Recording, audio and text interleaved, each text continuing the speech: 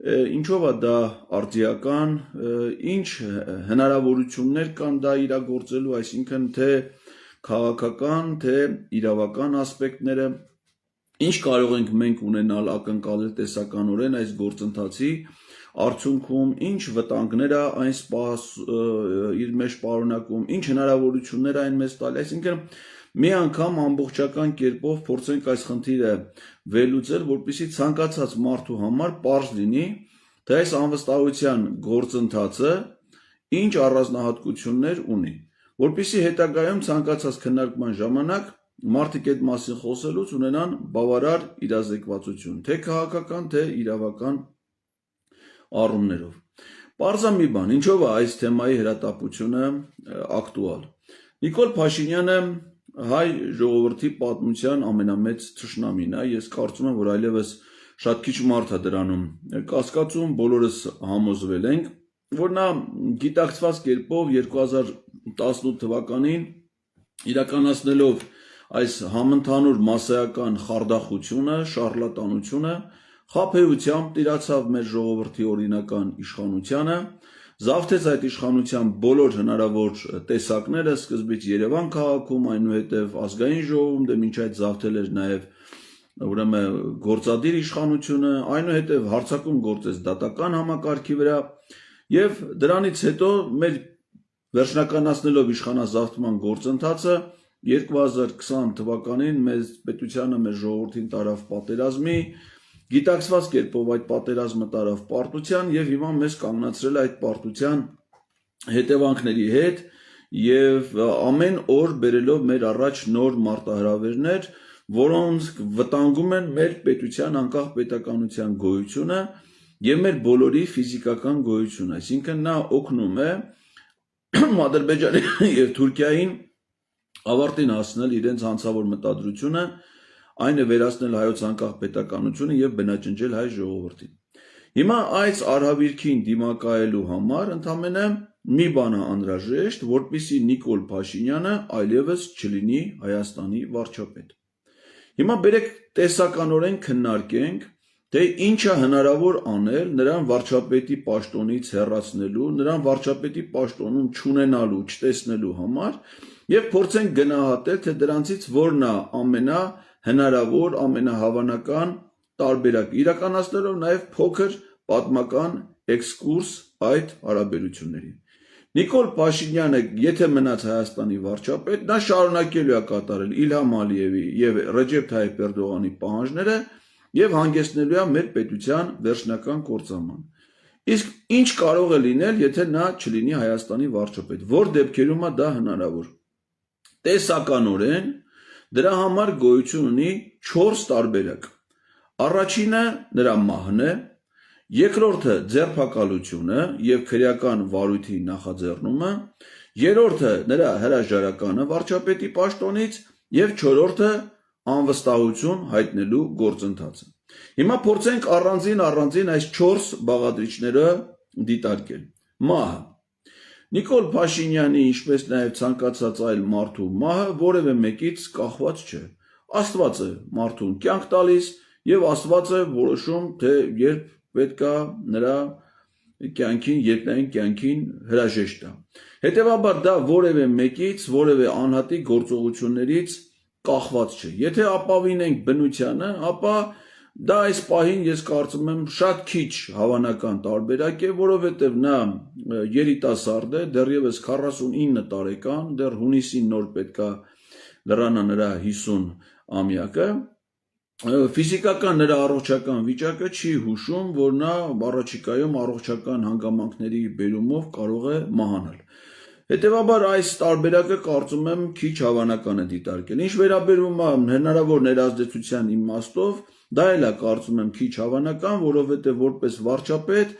նա հանդիսանում է պետական պահպանության օբյեկտ, նրա անվտանգության վրա անվտանգությունն ապահովում են հարյուրավոր հատուկ ծառայությունների աշխատակիցներ, զենքով, տեխնիկական միջոցներով, զրահապատ մեքենաներ, վերահսկվում է նրա կեցության վայրը, աշխատավայրը, պլյուս մի քանի հազար ոստիկաններ, նրա հանդիպումները, շրջագայություն, այսինքն ներազդեցության իմաստով շատ քիչ սուբյեկտներ կան, որոնք կարող է այդ գործում դերակատարություն են, ասենք օրինակ նրա կինը կամ չգիտեմ այլ մոտիկ վերահսկողությունից դուրս գտնվող մարդիկ, բայց դա քիչ հավանական եմ ես համարում, այսինքն այդ վարկածի վրա տեսակետներ կառուցել, քաղաքական process-ներ պլանավորելը կարծում եմ անմտություն է, չի կարելի դա անել, բայց այս հանգամանքը դիտարկելը մի կարևոր առանձնահատկություն ունի, կարևորություն ունի, որ սա նշանակում է, որ այս դեպքի տեսանկյունից, որ ցանկացած ընդդիմադիր քաղաքական ուժ, հատկապես նրանք, ովքեր գոյություն ունեն խորհրդանում, պետք է այս դեպքի համար նկատի ունենան, թե ով է փոխարինելու, եթե ի վերջո դա տեղի ունենա, այսինքն դա նշանակում է, որ ընդդիմադիր քաղաքական ուժերը պետք է ունենան վարչապետի թեկնածու, բալավ ասենք մի հատ դժբախտություն պատահի, ենթադրենք նրա ինքնաթիռը կործանվի, ինչպես դա ցավոք սրտի եղավ Լեհաստանի նախագահի ինքնաթիռի պարագայում, կամ չգիտեմ, նա ավտովթարի ենթարկվի, կամ ինչ-որ մի այլ պատճառ, ինչ-որ մեկը պիտի փոխարինի, այսինքն եթե նա չկա, այդ դեպքում, եթե մահվան պատճառն է վարչապետի պաշտոնի թափուր լինելու միջավայր ստեղծում, ապա ազգային ժողովի խմբակցությունները պետք է առաջադրեն վարչապետի թեկնածու։ Նշանակում է, որ նրանք ցանկացած պահի պետք է ունենան վարչապետի թեկնածու, եւ ինձ համար շատ հետաքրքիր է, Այսօք այս պահին ազգային ժողովի առնվազն երկու խմբակցությունները, Հայաստան խմբակցությունը եւ Պատիվ ունեն արդյոք վարչապետի թեկնածուի անուն, նման պատահարի, նման դեպքի պարագայում անմիջապես վարչապետի թեկնածու առաջադրելու համար։ Կարծում եմ, որ պետք է անպայման ունենան։ Հիմա գանք մյուս տարբերակին։ Այսինքն այս հանգամանքը համարում ենք գործնականում քիչ հավանական, դրա վրա չենք կառուցում որևէ թեզ, ուղղակի մտքում ունենում ենք, որ պետք է ունենալ վարչապետի թեկնածու նման դեպքերի համար։ Երկրորդ տարբերակը, որ հնարավոր է Նիկոլ Փաշինյանին հեռացնել վարչապետի պաշտոնից, դա հետևյալն է, որ նախաձեռնվում է իրավապահ մարմինների կողմից քրեական վարույթ, այդ քրեական վարույթում դատախազի որոշմամբ նրան առաջադրվում է մեղադրանք, այսինքն նա ստանում է մեղադրյալի կարգավիճակ եւ քննիչի որոշմամբ կիրառվում է խափաման միջոց, եւ այդ խափաման միջոցների թվում կարող է լինել ժամանակավորապես այս կամ այն պաշտոնը զբաղեցնելու անհամատեղելություն, այսինքն միջնորդություն է ներկայացում կամ որոշում է կամ դատան է ներկայացում միջնորդություն, ժամանակավորապես նրա լիազորությունները կասեցվում են, քանի դեռ նա ունի մեղադրյալի կարգավիճակ եւ պարտականությունները տվյալ դեպքում կատարում է փոխվարչապետներից մեկը։ Հիմա նման նախաձեռնություն որոշում կարող է կայացնել դատախազը, գլխավոր դատախազը։ Իդեպ ասեմ, որ առիթները նրա ենթադրյալ հանցագործություններ կատարելու հանգամանքները չափազանց շատ են եւ կան նաեւ դիմումներ, կան նաեւ նախաձեռնված վարույթներ, օրինակ զոհված զինծառայողների ծնողների դիմումը, որը հիմա գտնվում է քննչական կոմիտեի, ուրեմն ռազմական գործերով քննչական ստորաբաժանումում, ծնողները ճանաչվել են տուժող, բայց Նիկոլ Փաշինյանը դեռևս այդ գործում մեղադրյալի կարգավիճակ չունի։ Կան դիմումներ պետական դավաճանության ենթադրյալ հանցանքի հատկանիշներով, պաշտոնական դիրքի չարաշահ, այսինքն նրա գործած հանցանքների ծավալը շատ մեծ է եւ իրավական հիմքերը շատ տեսանելի են, շատ առարկայական են, որ նախաձեռնի քրեական վարույթ եւ նրան ենթարկեն քրեական պատասխանատվության։ Բայց դա ով պետք է անի, մեղադրանք կայացնելու որոշումը կայացնում է դատախազը եւ պատահական չի, որ Նիկոլ Փաշինյանը դատախազի պաշտոնում, երբ որ լրացավ Արթուր Դավթյանի պաշտոնավարման ժամկետը, նրա դատախազի պաշտոնում քաղաքացիական պայմանագիր կուսակցությունը առաջադրել եւ ընտրել է Տիկին Աննա Վարդապետյանին, որի նախորդող պաշտոնը եղել է վարչապետ Նիկոլ Փաշինյանի օգնականի պաշտոնը։ Մինչ այդ նա եղել է Արդարադատության նախարարի տեղակալ, այսինքն Նիկոլ Փաշինյանի կառավարությունում զբաղեցրել է քաղաքական պաշտոն։ Հետևաբար ակնկալել, որ դատախազը նման որոշում կկայացնի, այս պահին գոնե այս դատախազը, դա կարծում եմ քիչ հավանական է։ Նու կարող է ասենք, եթե նույնիսկ այլ մարմինները, օրինակ ազգային անվտանգության ծառայությունը ձերբակալի նրան, կամ հակակոռուպցիոն կոմիտեն եւ այլն, սա էլ ենք համարում քիչ հավանական, որտեղ օրինակ քննչական կոմիտեի ղեկավարին Նիկոլ Փաշինյանը խոստովանեցին, որ ինքն է հեռացրել պաշտոնից WhatsApp-ով մի հաղորդագրության միջոցով, կամ վերջերս կառավարությունը նշանակեց հակակոռուպցիոն կոմիտեի ղեկավարին, որը ցանկանում է ոտքի կանգնել Նիկոլ Փաշինյանի առջև խոսելուց, այսինքն մտածել, որ այդ մարդիկ իրենց պարտականությունների կատարման իմաստով գործողություններ կանեն, դատախազնեն, մեղադրանք կառաջադրի, այս պայմաններում կարծում ենք, որ դա քիչ հավանական է։ Երրորդ տարբերակը դա վարչապետի հրաժարականն է։ Այս հրաժարական եւ անվստահության գործընթաց ես սրա մասին խոսեմ ավելի մանրամասն, հաշվի առնելով, որ սրանք մի քիչ ավելի կարող է մոտ լինեն իրականության։ Հրաժարականի ինստիտուտը վարչապետի դա ցանկացած պահի կարող է լինել, դա սահմանված է Սահմանադրության 158 հոդվածով, որը կոչվում է կառավարության հրաժարական։ Կարդում եմ. Կառավարությունը հանրապետության նախագահին ներկայացնում է իր հրաժարականը նորընտիր ազգային ժողովի առաջին նստաշրջանի կառավարությանը վստահություն չհայտնելու, կառավարության ծրագրին հավանություն չտալու եւ հեսա կարեւոր վարչապետի կողմից հրաժարական ներկայացվելու կամ վարչապետի պաշտոնը թափուր մնալու օրը։ Այսինքն որ պահին որ վարչապետը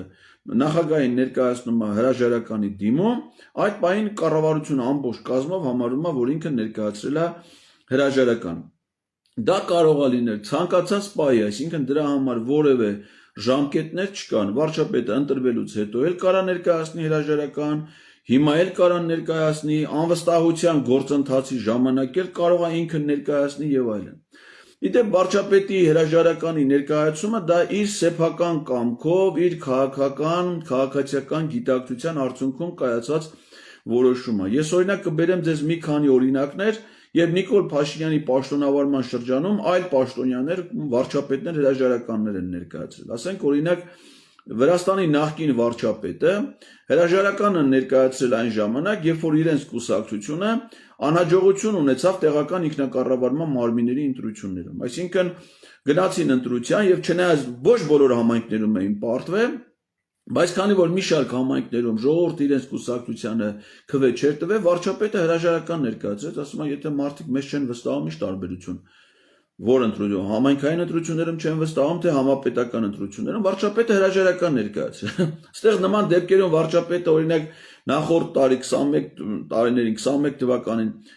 խոշոր քաղաքներում Գյումրիում, Վանաձորում, Կապանում, Գորիսում եւ այլն պարտություն են կրել իրենց, ունենալով տեխնացուները լինելով մարզպետները եւ այլն, պատգամավորներ ազգային ժողովի, Ալավերդիում, Կապանում եւ այլն, պարտվել են ընտրություններին ու փոխարենը ինքը մտածի հրաժարական տալու մասին, անում է ճիշտ հակառակը։ Իրանց ընտրություններում հաղթած ուժերի ղեկավարներին, ընտրված քաղաքապետերին ձերբակալում են, դրանց դեմ քրեական գործեր են հարուցում, իսկ ինքը այդ դեպքերում հրաժարական չի տալի։ Իր պաշտոնավարման շրջանում հրաժարականը տվել Ֆինլանդիայի վարչապետը, պատճառ եղել է այն, որ աշխատանքային նախաճաշերից մեկի ժամանակ, որին ներկա եղել նաև նրա կինը, այդ նախաճաշի գումարը, որը կազմել է մի քանի 100 եվրո, երևի ավելի դժվար է լիներ, վճարել է ոչ թե իր անձնական միջոցներից, այլ պետական բյուջեի միջոցներից։ Դա պատճառ եղել վարչապետի հրաժարականի համար։ Կամ Ավստրիայի վարչապետը հրաժարական էր ներկայացրել, որովհետև մամուլում ինչ որ մի թերթ կամ կայք հոդված էր հրապարակել իր հետ փոխկապակցված անձանց կոռուպցիոն գործարքում ներգրավվածության վերաբերյալ, ոչ քրեական վարույթ կար, ոչ մեղավոր էր ճանաչվելու, ուղղակի ասելով, որ եթե հանրության մի փոքր հատվածի մոտ էլ կա անվստահություն իր գործունեության նկատմամբ, այդ անվստահությունը կտարածվի իր ամբողջ գործունեության վրա, հետևաբար այդ պայմաններում ինքը չի ցանկանում աշխատել, հրաժարական է ներկայացրել։ Լեհաստանի Սեյմի նախագահ Մարշալեկ օրինակ հրաժարական ներկայացրեց այն բանի պատճառով, որ իր կինը իր հետ միաժամանակ իր ծառայողական օդանավով Վարշավայից թռել էին Ժեշով իրենց հայրենի քաղաք։ Այսինքն սա պատճառ էր հանդիսացել իր հրաժարականը։ Պատկերացնում եք, այս իրադարձությունները եթե տրանսֆորմացնենք Նիկոլ Փաշինյանի նրա ընտանիքի գործունեության վրա, նա 18 թվականից պիտի հրաժարական տված էր, երբ որ պարզվեց, որ խոստովանեցին, որ Աննա Հակոբյանը վարչապետի կինը ճամփորդել է Փարիզ եւ այնտեղ գնումներ է իրականացրել Փարիզի խանութներում եւ նրան ուղեկցել է Ֆրանսիայում Հայաստանի դեսպանը, ով որ հերիք չի իր պաշտոնական պարտականությունները թողած վարչապետի կնոջ ուղեկցել է շոփինգի ժամանակ, հետնել գնումներ է կատարել վարչապետի երեխաների համար։ Այսինքն այդ դեպքը օրինակ բավարար էր, որ 18 թվին եւ ինքը եւ դեսպանը պաշտոնակարվեին, բայց դեսպանը մինչեւ հիմա պաշտոնավարում է, նշանակվել է հիմա Շվեյցարիայում Հայաստանի դեսպան, իսկ ինքը մտքով չի անցնում։ Այսինքն սեփական նախաձեռնությամբ մտածել, որ ինքը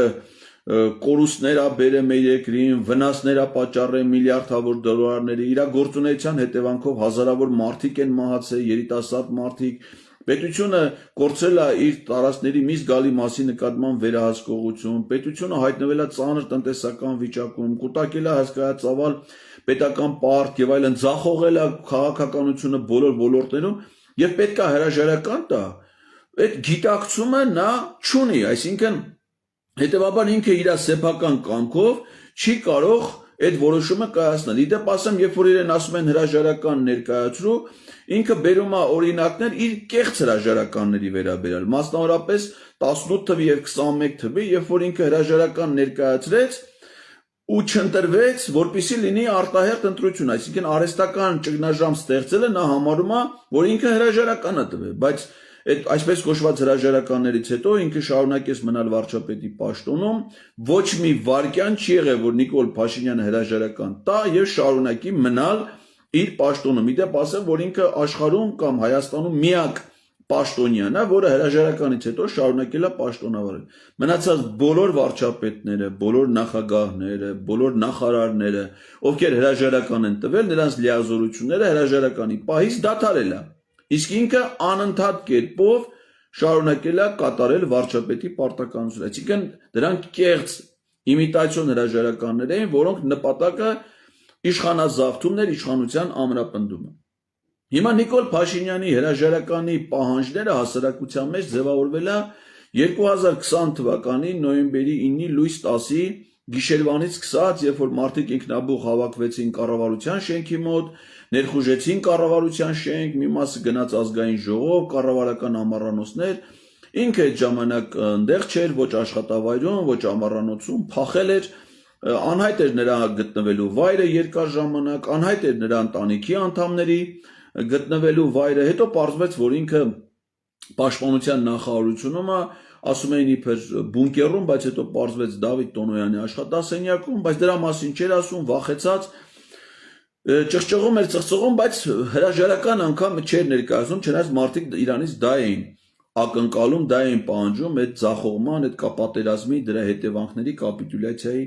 համար։ Եվ այդ ժամանակներից սկիզբ առավ նրա հրաժարականը պահանջող մի հատ հասարակական քաղաքական շարժում, որը այն ժամանակ ստացավ հայրենիքի փրկության շարժում անվանումը։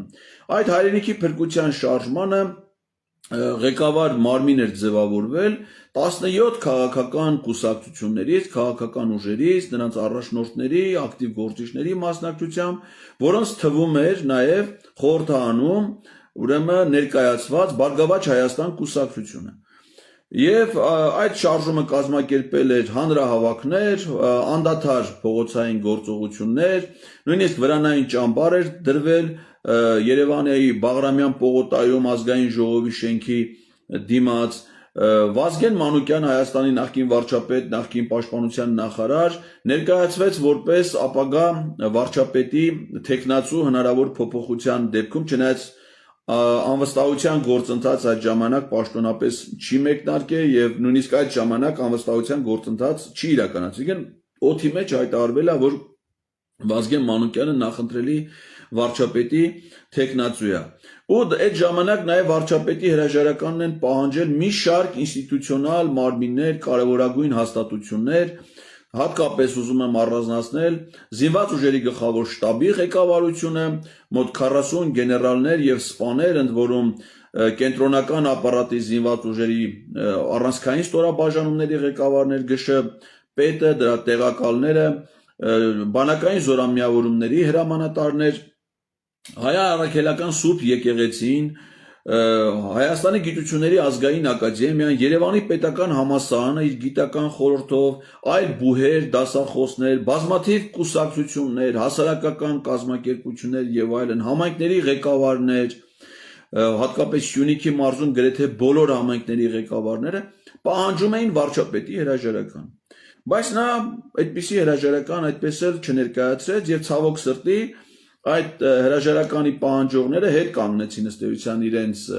դիրքորոշումից եւ վարչապետին անվստահություն հայտնելու գործընթաց նախաձեռնելու փոխարեն, որ կարելի էր անել ազգային ժողովում, հակառակը այդ հայրենիքի փրկության շարժման անդամ հանդիսացող նաեւ կուսակցություններից մեկի ղեկավարը Գագիկ Ծառուկյանը, ի թիվս նաեւ Էդմոն Մարուկյանի եւ հանրապետության նախագահ Արմեն Սարգսյանի համագործակցության գնացին Նիկոլ Փաշինյանի հետ, տապալելով օրինական ընտրված իշխանությունը եւ գնալով ընտրությունների, դրանով ուրեմն մարելով այդ շարժումը եւ չնախաձեռնելով նրան վարչապետին իշխանությունից հեռացնելու գործընթաց։ Դա մնաց վարչապետի պաշտոնակատար եւ զավթեց 21 թվին իշխանությունը։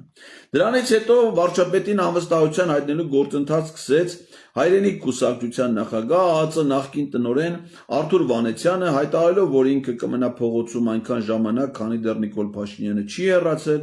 Նիկոլ Փաշինյանը չհեռացավ, բայց Արթուր Վանեցյանը հեռացավ այդ պայքարից, որևէ հաջողություն չունենալով։ Իհարկե մինչ այդ կազմակերպում էին հանրահավաքներ։ Հետո սկսեց դիմադրություն շարժումը, որին միացավ նաև Արթուր Վանեցյանը եւ շատ այլ ուժեր շարժումներ։ Դիմադրություն շարժումը, որը ղեկավարում էր ու համակարգում էր ավելի շուտ Ազգային ժողովի Հայաստան խմբակցության падգամավոր Երևանյան Հայաստանյան մարմնի ղեկավար Իշխան Սաղաթելյանը եւ այդ շարժումը նորից մեծ հանրահավաքներ, անընդհատ հավաքներ, երթեր Երևանի փողոցներում պարբերաբար վրանային ճամբար հիմնվեց Երևանի Ֆրանսիայի հրապարակում եւ օրակարգը միայն մեկն էր հեռացնել Նիկոլ Փաշինյանին հրաժարականի միջոցով։ Սա նույնպես որևէ արդյունք չտվեց, այսինքն Նիկոլ Փաշինյանը անգամ այդ դեպքում, չնայած հանրահավաքները երբեմն շատ մարդաշատ էին, բայց որևէ բան տեղի չունեցավ։ 2022 թվականի օգոստոսին ես որպես քաղաքացի ցուցաբերեցի մի նախաձեռնություն, որը պայմանականորեն անվանել էի անկախության շարժում։ Դրա հիմքը օգոստոսի 23-ն էր, երբ որ իմ խնդրանքով տեղ ունեցավ երկու կարևոր իրադարձություն։ Գերագույն խորհրդի ուրեմն օգոստոսի 23 դա մեր անկախության հռչակագրի ընդունման օրն է, որ ընդունել է առաջի գումարման Գերագույն խորհուրդը։ Հրավիրվել էր Գերագույն խորհրդի խորհրդանշական նիստ, այդ падգամավորների մասնակցությամբ եւ հանրահավաք հանրապետության հրապարակում։ Այդ հանրահավաքը նպատակ ուներ այս ճանապարհով գնալ, այսինքն անվստահության հրաժարականի պահանջ,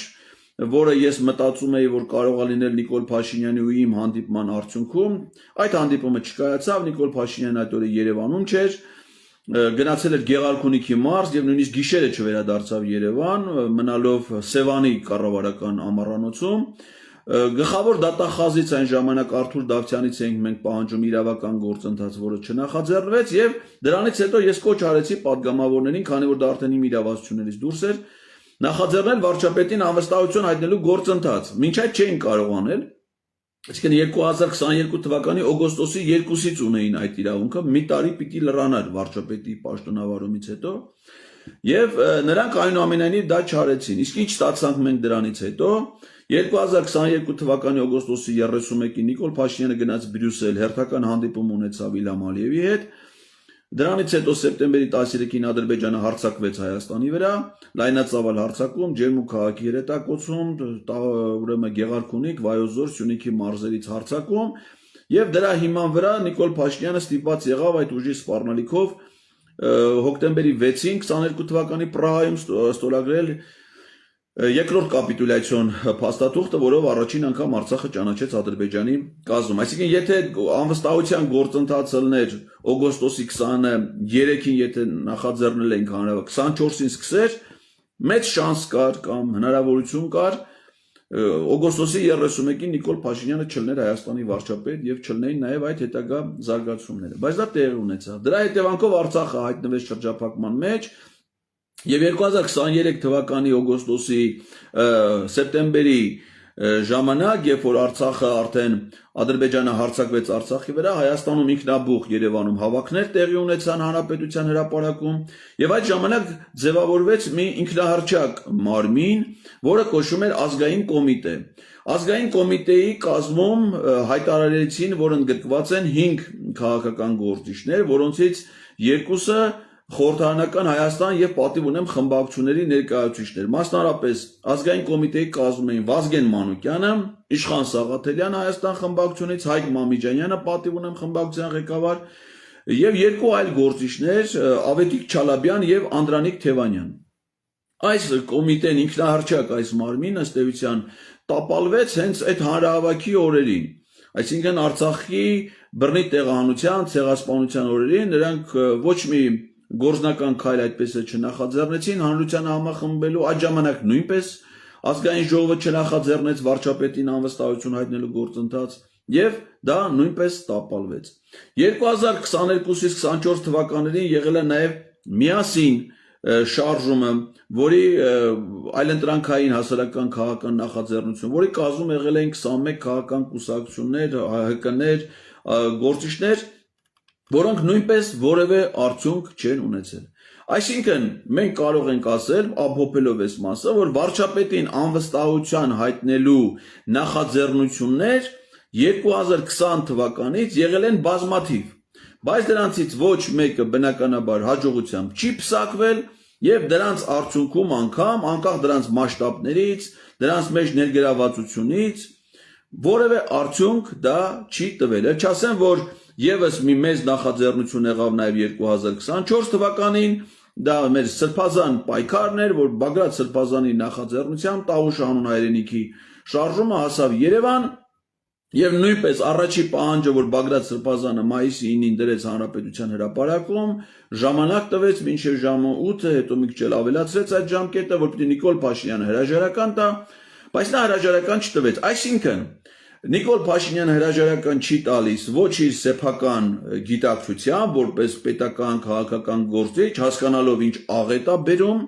մեր պետության ժողովրդի գլխին, չունի այդ գիտակցությունը, եւ նա հրաժարական չի տալիս անգամ երբ որ բոլորը պահանջում են դա։ Հակառակը հետո ժամանակ անցնում ինքն է սկսում հեռացնել են մարդկանց, պայքարել են մարդկանց դեմ, ով իր հրաժարականը պահանջել են։ Այսինքն զինվորականներին, օրինակ Գենշտաբի Զինված ուժերի գլխավոր շտաբի ողջ ղեկավար կազմը գրեթե ով իր հրաժարականը պահանջել է պաշտոնանկ են արվել, դատվում են դրանք եւ այլն, դուրս է եկել պայքարի եկեղեցու դեմ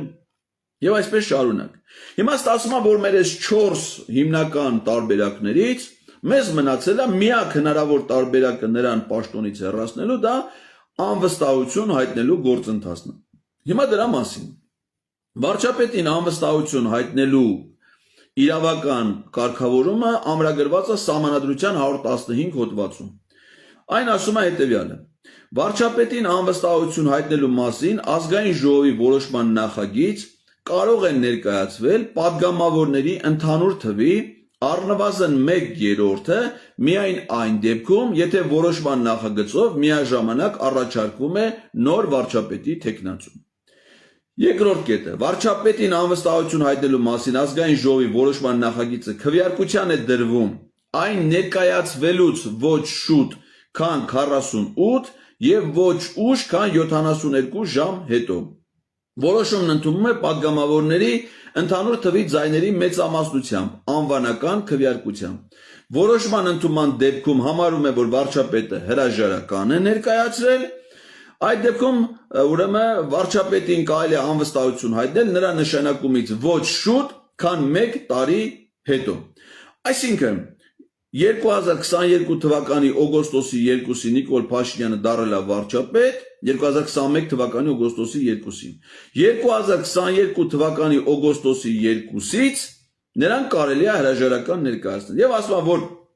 եթե ազգային ժողովի որոշման նախագիծը չի ընդունվում, ապա նման նախագիծ կարող է ներկայացվել ոչ շուտ, քան 6 ամիս հետո։ Այսինքն 6 ամիսը մեկ կարելի է վարչապետին անվստահություն հայտնելու նախաձեռնություն ցուցաբերել։ Եվ սա այն դեպքում, եթե դրվում է քվեարկության եւ չի ընդունվում որոշում։ Հիմա անվստահություն հայտնելու սահմանադրական ինստիտուտի այս դրա իմաստը որն է։ Որովհետեւ շատերն ասում են, պարլամենտում ԿՊ-ն մեծամասնությունը, նրանք երբեք վարչապետին անվստահություն չեն հայտնի եւ այլն։ Դրանք անմիտ մեկնաբանություններ են, որովհետեւ այս ինստիտուտի գաղափարը հետեւյալն է. մեր երկիրը խորհրդարանական երկիր է, վարչապետը եւ կառավարությունը նրանք հաշվետու են ազգային ժողովին։ Վարչապետը համարվում այն պաշտոնյան, որը ղեկավարում է կառավարության գործունեությունը, կառավարությունը համարվում է այն մարմինը, որ իրականացնում է պետության ներքին եւ արտաքին քաղաքականությունը,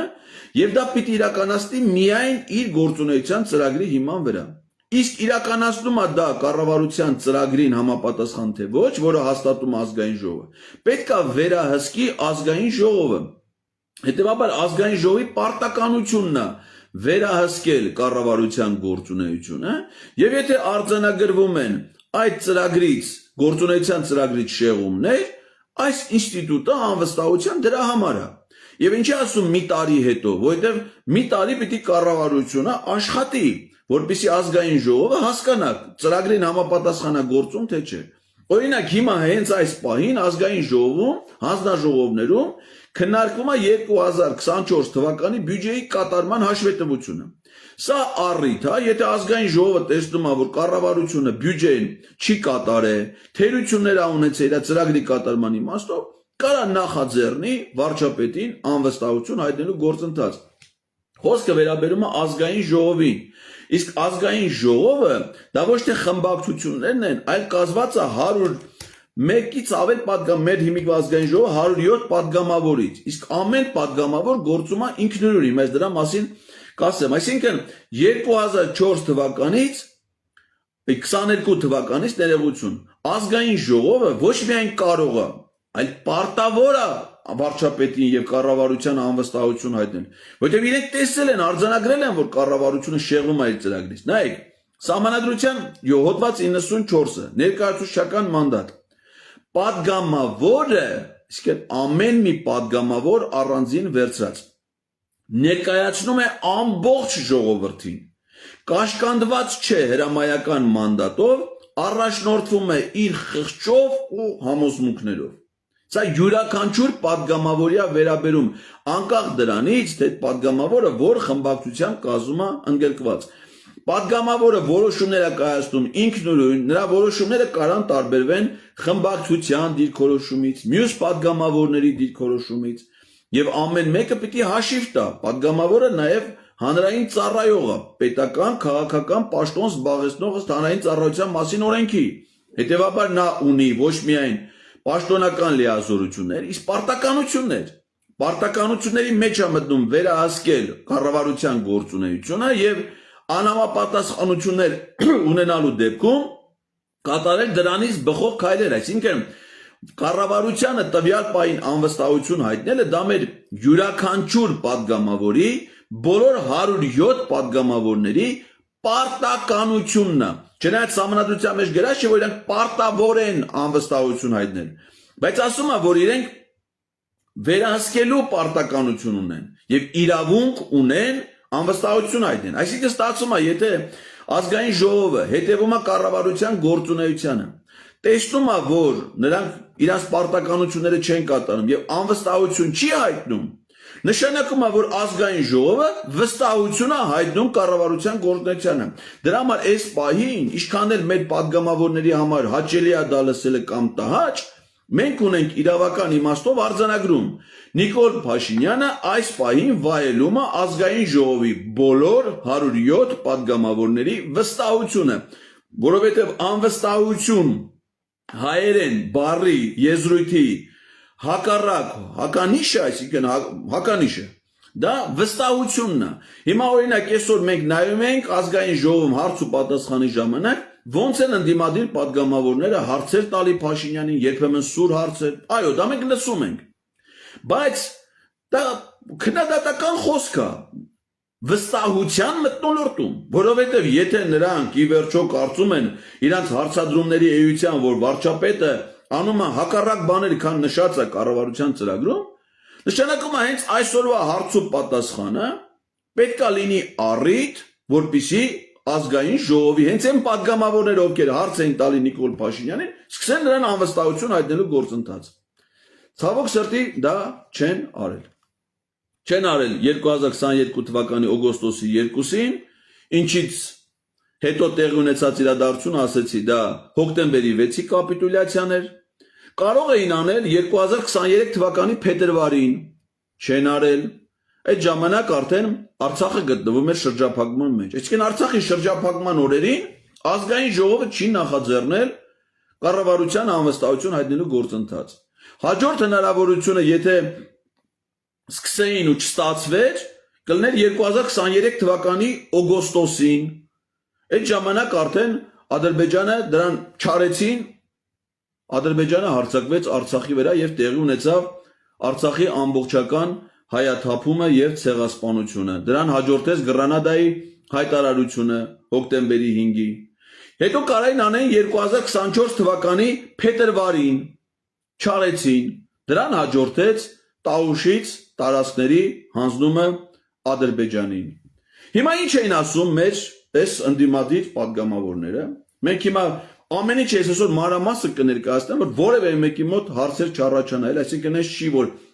իրանք հարցեր դնում են, մենք դրանց պատասխաններից խուսափում ենք։ Իրանք ասում են, որ ընդդիմության ձայները նույնիսկ հիմա չի բավարարի, քանի որ իշխան Զաքարյանը կամ չգիտեմ Գեգամ Նազարյանը դուրս է եկել ընդդիմադիր խմբակցություններից, այդ 36 ստորագրություն անգամ չեն կարող ապահովեն, անգամ եթե ապահովեն ներկայացնեն ազգային ժողով, ապա ԿՊ-ն դեմք քվեարկի այդ նախաձեռնությանը Նիկոլ Փաշինյանը կմնա վարչապետ։ Դրա համար ինչա պետք, որպեսզի ժողովուրդը իրանց տա ցուցաբերի աջակցություն։ Այն որ պիտի ժողովուրդը ցուցաբերի աջակցություն այդ գործընթացին, դա սահմանադրության մեջ գրած չի։ Այսինքն ազգային ժողովը կարա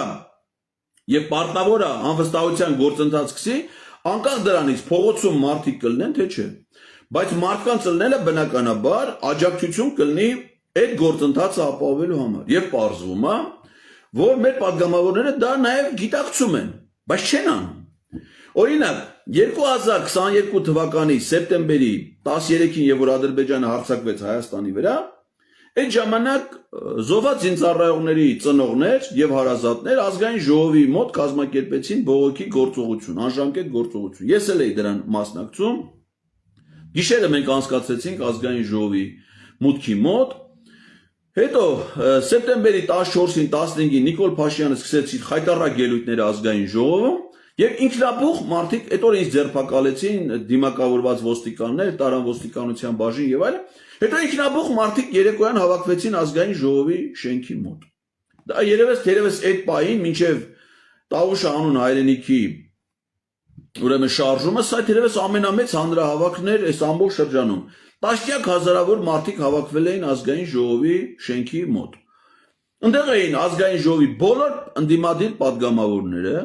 որոնք նաև ելույթ ունեցան հարթակից։ Հիմա չգիտես ինչի մարդիկ այդ օրը հիշում են, որ ես եմ ելույթ ունեցել, Կարին Տոնոյանն է ելույթ ունեցել, այլ մարդիկ, բայց ոնց որ չեն ուզում հիշեն, որ այդ հարթակից նաև ելույթ է ունեցել Իշխան Սաղաթելյանը, Սեյրան Օհանյանը, Հայաստան խմբակցության ղեկավար, Հայկ Մամիջանյանը, պատիվ ունեմ խմբակցության ղեկավար, Գեգամ Նազարյանը, Արամ Բարթևանյանը, ազգային ժողովի Հայաստան խմբակցության падգամավորներ։ Հետո ինչ արեցին падգամավորները։ Գնա ասեցին, մենք հասարակություն այդ ժամանակ պահանջում են, ասում են հենց հիմա գնացեք ազգային ժողովի շենք եւ սկսեք վարչապետին անվստահություն հայտնելու գործընթաց։ Падգամավորները գնացին ազգային ժողովի շենք, մուտք գործեցին գիշերվա ուշ ժամին, բայց անվստահության գործընթաց չսկսեցին։ Հետո եկավ Հայաստան խմբակցության падգամավոր Արամ Վարդևանյանը, կարդաց հարթակից բոլոր ընդդիմադիր падգամավորների անունները, ասելով, որ բոլոր падգամավորները ստորագրել են։ Փորձեցինք հասկանալ ինչն են ստորագրվել, ասեց, որ ստորագրվել է անվստահության նախաձեռնության տակ, բայց պարզվեց, որ ոչ։ Նրանք անվստահության նախաձեռնության տակ չէին ստորագրել, որովհետև անվստահության նախաձեռնության սահմանադրական պահանջը քիչ առաջ որ կարդացի, վարչապետի տեխնացու ունենալն էր։ Իսկ նրանք այդ ժամանակ վարչապետի տեխնացուի անուն չեն հրապարակել, այսինքն անվստահության գործընթաց չեն նախաձեռնել։ Ինչի հետևանքով էլ հանրային այդ շարժումը ավարտվեց, մարդիկ հեռացան առանց այդ գործընթացը ունենալու։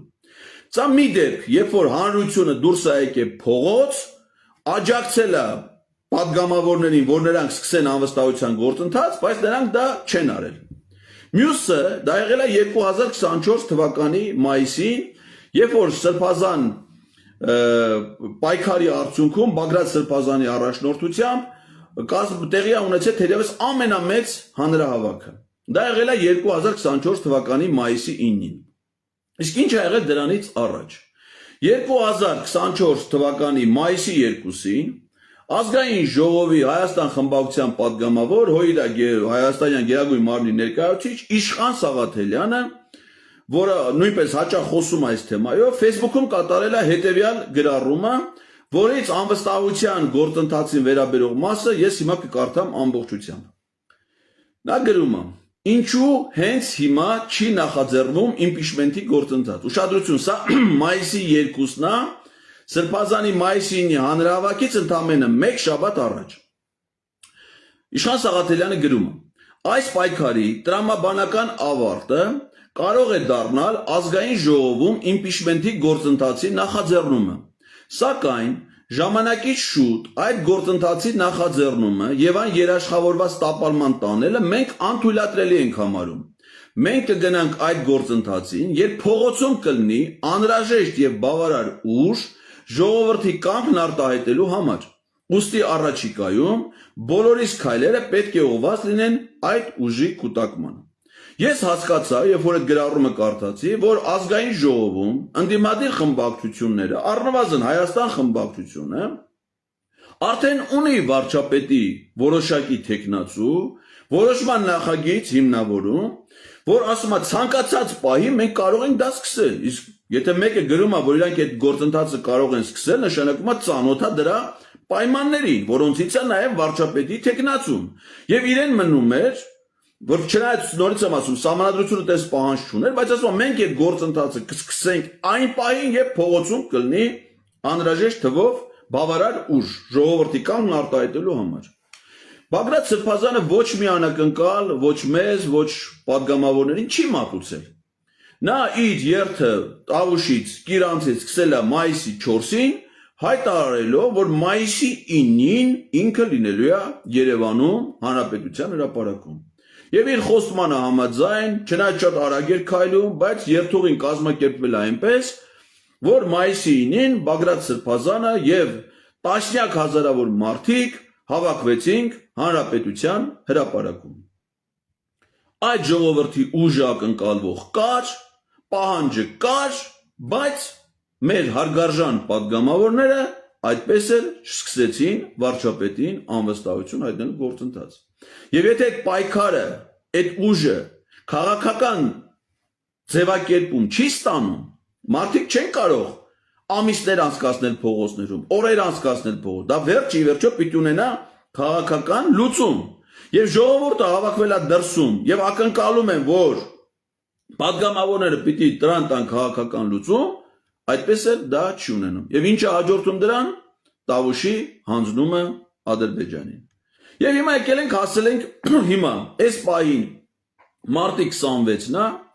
ազգային ժողովը ունի, այսինքն մենք բաց ենք թողել, տեսեք ասում էին, եթե մենք սկսենք 2022 թվին էին ասում, անվստահություն հայտնելու գործընթացը չստացվի, 6 ամիս մենք չենք կարող դա, ափսոս է, որ մենք մեզ զրկենք 6 ամիս վարչապետին անվստահություն հայտնելու հնարավորությունը չկարողանանք։ Ուրեմն բաց է թողնված այս ընթացքում 1, 2, 3, 4, 5 հնարավորություն։ Եկե հասել ենք, այսինքն 5 անգամ այս ժամանակահատվածում սահմանադրությամբ կարելի էր վարչապետին անվստահություն հայտնելու գործընթաց նախաձեռնել։ Մեկն էլ հաջողել Նիկոլ Փաշինյանը վարչապետ չլինելու։ Մեկը։ Բայց նրանք ոչ մեկը չեն նախաձեռնել։ Ընդհանրապես նախաձեռնություն մինչև հիմա չի եղել։ Հիմա եթե վարչապետին անվստահության գործընթաց նախաձեռնվի, տան քվեարկության չընդունվի,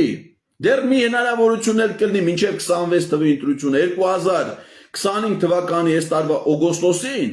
եթե դա է չլինի, մի հատ էլ 2026 թվականի փետրվարին, այսինքն դեռ հələ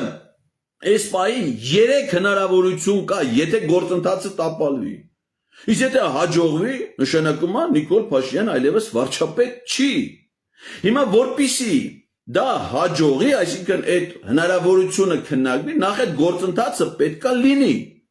Մեր ընդդիմադիր պատգամավորներն ասում են, որ ՔՊ-ի պատգամավորները դեմ կլինեն։ Մենք ասում ենք, ես ինքս եմ ասում, առայժմ դուք եք դեմ, որովհետև դուք նախաձեռնություն չեք ցուցաբերել, դուք պիտի նախաձեռնություն ցուցաբերեք, այդ նախաձեռնությունը հասցնեք ՔՊ-ի, նոր իմանան ՔՊ-ն կողմա թե դեմ։ Բայց առայժմ դուք չեք ցուցաբերել նախաձեռնություն, նշանակում է առայժմ դուք եք դեմ, եւ մենք չենք կարողանում ձեզ համոզել, որ դուք սկսեք այդ գործընթացը, ինչը ձեր պարտականությունն է, լայն իմաստով։ Հիմա ինչ են ասում պատգամավորները, ընդդիմադիր գործիչները այս գործընթացը չսկսելու առաջ, որոնք են պատճառաբանությունները։ Ասենք եւ ինչ որ իրանք հնչեցրել են։ Այժմ չունեն բավարար թվով ձայներ իշխանական խմբակցությունը կուռ է ոչ մի քփեական չի միանա։ Ես կարծում եմ այս թեզը որևէ հիմնավորում չունի, Որովհետև դեռևս նոր եմ ասում, ԿՊ-ի հետ մենք չենք խոսել։ Որովհետև եթե ասում ես իրանք չեն քվեարկի, ում չեն քվեարկի։ Կարևորը նաև թե ով է վարչապետի տեխնացուն։ Հիմա եթե վարչապետի տեխնացու առաջադրվի ենթադրենք X-ը, ինչ որ մի մարդ, հիմա անուններ դիտմամբ չեմ ասում, որ կարող է նրան դեմ լնեն։ Միգուցե ուրիշ տեխնացուի կողմ են։ Պետք է խոսել, պետք է քննարկել։ Իսկ դա ով պիտի անի։ Ասում են դուք գնացեք արեք։ Օրինակ մեր հարգարժան իշխան Սաղաթելյանը, որի մասին խոսում ենք, վերջերս թերթերին տվել է հարցազրույց, ասում է բոլոր այն մարդիկ, ովքեր որ խոսում են անվստահության մասին, թող գնան ԿՊ-ից թեկուզ մի պատգամավոր բերեն, որ ասեն ինքը դրան կողմ կքվյա։ Նույն ասում են 22 թվին։ Ասում են մենք ազգային ժողովում ենք, այդ որ ստորագրել էին։ Մենք 36 հոգով ստորագրել ենք, դուք գնացեք 18 հոգու էլ դուք բերեք, թող ստորագրեն, մենք ինչի տակ ստորագրի։ Եթե դուք վարչապետի տեխնացու չեք առաջադրել, պարզ չի թե ով է, ինչի տակ պիտի ստու, նախաձեռնություն պիտի լինի, չէ։ Այսինքն մարդիկ գան ԿՊ-ի պատգամավորները ստորագրեն մի նախաձեռնության տակ, չիմանալով թե ով ալելու վարչապետը, դες բան սահմանադրությունը չի նախատեսում։ Ով է ձեր տեխնացուն։ Ես ասում եմ լավ, ասենք նա մեռավ այսօր։ Ձեր տեխնացուն ով է որ խմբակցությունը պիտի առաջադրի։ Դուք դեռ իրավունք ունեք։ Ինչի եք վախենում ասելու։ Ես կարծում եմ դե վախենալու բան չկա։ Հայաստան խմբակցության համար շատ որոշակի պետք է լինի թե ով է իր վարչապետի տեխնացուն։ Ես պատկերացնում եմ ով է։ Դա Ռոբերտ Քոչարյանն է։ Որովհետև Հայաստան խմբակցության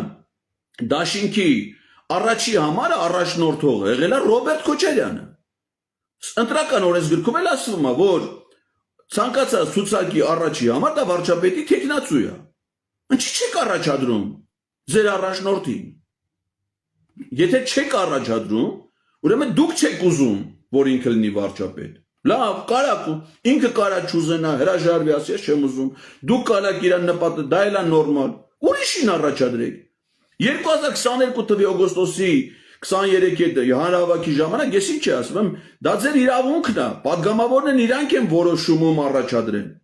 Իշխան Սաղաթելյանը մինչ այդ ասում է մենք 300 հոգու ցուցակ ունենք, թե 200 հոգու չեմ հիշում, որ տարբեր ոլորտերում կարող են գրկված լինել։ Խնդրեմ, ուր են այդ 200 հոգին։ Ես ինչ էի ասում էի, եթե 200 հոգուց ոչ մեկը չի ուզում, դուք չեք կարող համոզեք, իրանք չեն ուզում, դա է պատճառը, որ դուք չեք սկսում գործընթաց։ Ինձ առաջ ամենավերջում ու իրանք գնացին մի հատ անազնիվ քայլի։ Մի անգամից ինձ թիրախավորեցին, ասին Էդգար Ղազարյանը ինքն իրան համարում է վարչապետի տեխնացու։ Պատկերացրեք ինչ անազնիվ մեկն։ Ես իրանց ասում եմ, ես վերջին տարբերակն եմ, վերջին, կներեք։ Իրանք մի անգամից տլպ ընկնում են վերջինի վրա, մոռանում են իրանց 200 հոգու մասին, իրանց առաջնորդների, իրանց կուսակցությունների ղեկավարների մասին, ու սկսում են ինձ թիրախավորել։ Ասում եմ ոչ, դա ձեր իրավունքն է, ում ուզում եք առաջադրեք։ Առաջադրեք, սկսեք ու գնացեք նոր ԿՊ-ից իմանան ԿՊ-ն ձեր այդ առաջադրած տեխնացուին կողմա թե չէ։ Մի քանի տեխնացու առաջադրեք, մանավանդ դա այդ հնարավորությունն է կա։ Բայց նրանք դա չեն անում։ Մյուս մասը, ասում են, ասեցի, թող գնան ԿՊ-ից մարդ բերեն։ Այս խոցախո անասնագողություն չի, այդ ասենք թե հարևանի հավերը գողանաս բերես։ Այդ մարդը որ գալիս է ԿՊ-ական, պիտի իմանանք որ ինչ գործընթացի է միանում։ Դուք հələ գործընթացը չեք ասել, մարդ եք ուզում ձեզ միան։ Դες բան ո՞նց կնեց, անտրամաբանական է, ստե խելամիտ չի այդ պահանջը։ Հաջորդը։ Ասում է, եթե այս գործընթացը տապալվի, մենք 6 ամիս այդ հնարավորությունը չենք ունենա։ 5 հատ տապալի, 5 հատ կարայիք անեիք։ Ինչ է կարել այդ 5 հատ 6 ամսվա ընթացքում, որ ասենք 2022 թվին չնախաձեռ, ասենք 2022 թվի օգոստոսի 25-ին նախաձեռնեիք, թող չստացվեր։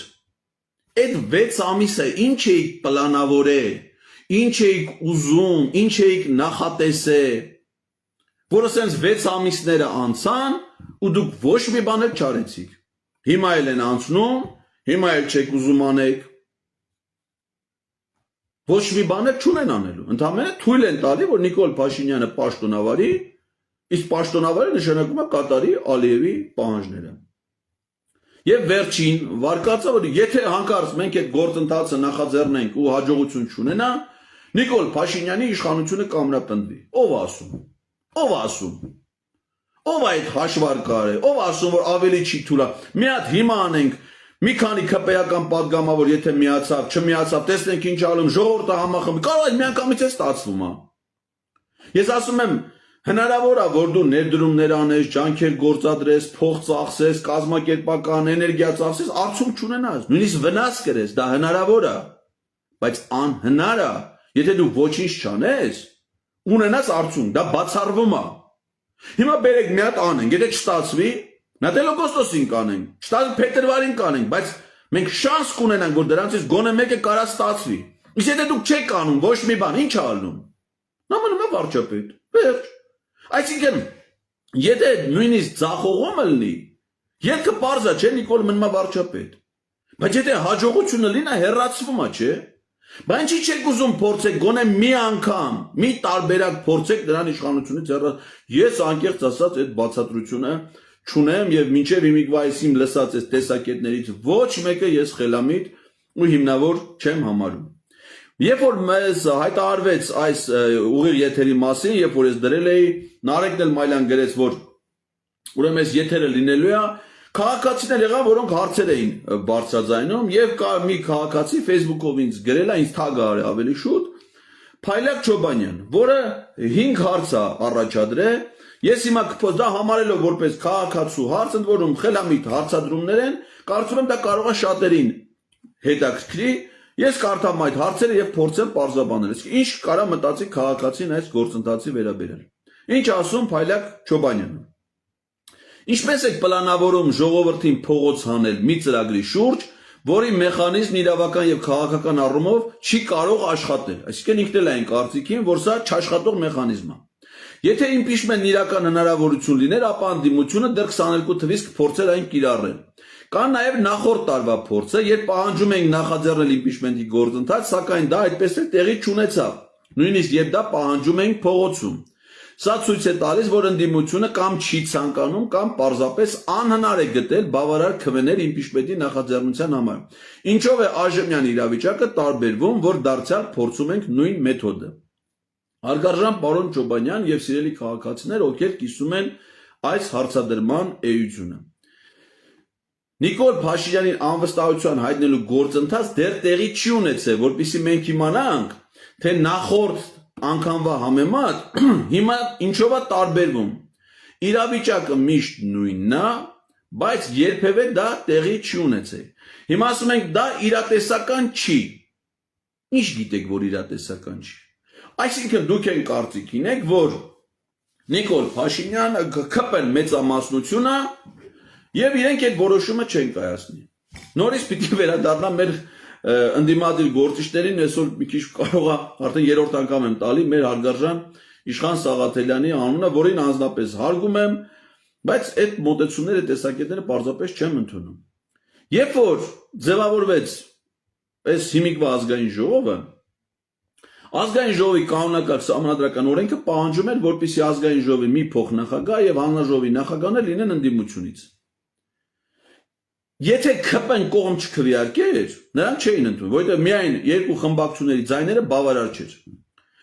Ազգային ժողովի ընդդիմադիր խմբակցությունները Իշխան Սաղաթելյանին առաջադրեցին ազգային ժողովի նախագահի տեղակալի պաշտոնում։ Իշխան Սաղաթելյանը չընտրվեց։ Երկրորդ անգամ նրանք նորից Իշխան Սաղաթելյանին առաջադրեցին ազգային ժողովի փոխնախագահի պաշտոնում։ ԿՊ-ն նորից դեմ քվեարկեց, Իշխան Սաղաթելյանը չընտրվեց։ Եվ ասում էին, եթե դուք Իշխան Սաղաթելյանի փոխարեն ներկայացնեք այլ տեխնացու, մեր խնդրումը ձեր տեխնացուի հետ է։ Եթե ներկայացնեք այլ տեխնացու, մենք մեր օրինական պահանջը օրենքի, սահմանադրական օրենքի կկատարենք եւ կընտրենք դրան։ Ընդդիմությունը համար գտնվեց, երրորդ անգամ նույնպես առաջադրեցին Իշխան Սաղաթելյանի տեխնացությունը, Իշխան Սաղաթելյանը ընտրվեց։ Իսկ հետո իրենք հավաքվեցին առանց Իշխան Սաղաթելյանի կարծիք լսելու հանել են։ Հիմա Իշխան Սաղաթելյանը այժմ փոխնախագահ չի, պաշտոնը թափուր է։ Հիմա հարց. հնարավոր էր առանց ԿՊ-ի։ Չէ։ Հնարավոր դարձավ, չէ, ինչի համար։ Սկզբում հիմա ես ուզում եմ իմանալ Իշխան Սաղաթելյանի ազգային ժողովի փոխնախագահ լինելը մեր ընդդիմության երկու խմբակցությունների համար ավելի կարևոր սկզբունքային հարց է, քան վարչապետին անվստահություն հայտնելը։ Բայց այն հարցումը չէին այդպես սկզբունքային վճռական գնում, իրատեսական չէր, չէ։ Մարդիկ ասում էին, եթե իրան առաջադրեք չեն գտնի, իրատեսական չէր, չէ։ Բան չի պայքարեցին։ Բա պայքարեցին արդյունքի հասան։ Բայց հարցումը չի չեն ուզում պայքարեն։ Արթուր Ղազինյանին Հայաստան խմբակցությունը ուշադրություն 15 անգամ առաջադրել է ազգային ժողովի պաշտպանության եւ անվտանգության հարցերի հանրաժողովի նախագահի տեղակալի պաշտոն 15 անգամ։ Նրանք ասում էին Արթուր Ղազինյանին մենք չենք ընտրելու։ Ես ուզում եմ անամ, եթե նրանք ասել էին, որ չեն ընտրելու 9-րդ անգամ, չեմ ասում, 10-րդ անգամ, 11-րդ անգամ, 9-րդ անգամ առաջադրելուց ինչ էին մտածում։ Ինչեր է տեն սկզբունքային, որ պիտի Արթուր Ղազինյանը լինի հանրաժողովի փոխնախագահ, բայց չեն պայքարում, տեն սկզբունքային չեն ելնում վարչապետին անվստահություն հարցնելու հարցում։ Սրանք բացատրություններ են, որոնք չկա, հարգելի պարոն Չոբանյան։ Այսինքն, երբ որ լինի նախաձեռնություն, այդ նախաձեռնության համար մենք բոլորս միասին պայքարենք եւ աջակցենք падգամավորներին, ես համոզված եմ, ունեմ ներքին համոզում, որ մենք կունենանք ցանկալի արդյունք։ Երկրորդ հարցը։ Ինչպես եք ապահովելու 30 падգամավորի ստորագրություն իմպիչմենտի նախաձեռնության սկսելու համար։ Մինչև հիմա ընդդիմությունը երբևէ չի կարողացել հավաքել այդ թիվը։ Ավելին, ինչպես ժամանակը բացահայտեց Գեգամ Նազարյանի օրինակով, ընդդիմադիր դաշտում կան մարդիկ, որոնք գործնականում չեն ապահովում 36 ստորագրություն։ Էլ չենք խոսում գործընթացի լիարժեք իրականացման մասին։ Ինչու եք վստահ, որ հիմա դա հնարավոր է։ Ուրեմն այդ նախաձեռնության համար 36 ստորագրությունը անհրաժեշտ է գործընթացի ֆորմալ կողմը ապահովելու համար։ Այսինքն, որպեսզի 10 թղթերը ազգային ժողովի նախագահին, այսինքն որպեսզի որոշումը դրվի քվեարկության, պետք է հասնես ազգային ժողովի նախագահին։ Ազգային ժողովի նախագահին հանձնելու համար պետք է նվազագույնը 36, ոչ թե հենց 36 հատ։ Թղթերը կարելի է հանձնել նաև 60 ստորագրությամբ։ Եվ ես կարծում եմ, որ հենց տենց էլ պետք է անել, որովհետև եթե մենք ակնկալում ենք, որ ՔՊ-ից падգամավորներ պիտի միանան այդ նախաձեռնությանը, ապա նրանք պիտի միանան ոչ միայն քվեարկության ժամանակ, այլ որպեսզի մենք վստահ լինենք, որ իրանք նաև քվեարկելու են, իրանք պիտի միանան նախաձեռնության ժամանակ։ Այսինքն 36 պետք չի մեզ։ Մեզ պետք է 60,